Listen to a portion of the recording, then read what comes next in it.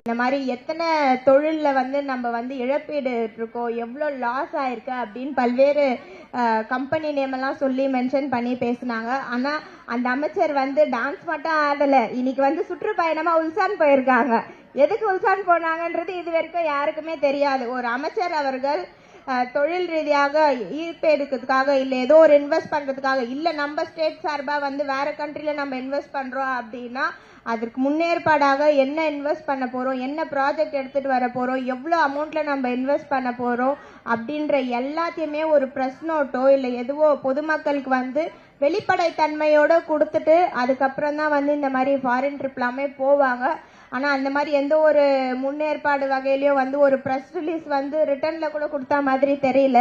Social மீடியாவில் எப்பயும் போல் அவங்க ரீல்ஸ் போட்டு ஃபோட்டோ போட்டு தான் இந்த மாதிரி இன்னைக்கு அமைச்சர் அவர்கள் வந்து உல்சான் போயிருக்கிறாங்க அப்படின்றதே வந்து தெரிய வந்திருக்கிறது.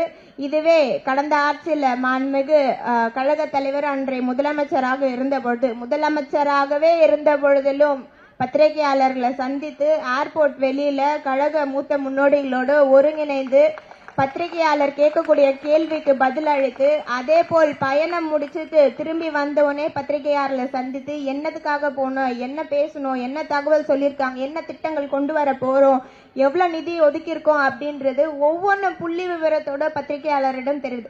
இதுதான் டிரான்ஸ்பரன்சியான ஒரு கவர்மெண்ட்.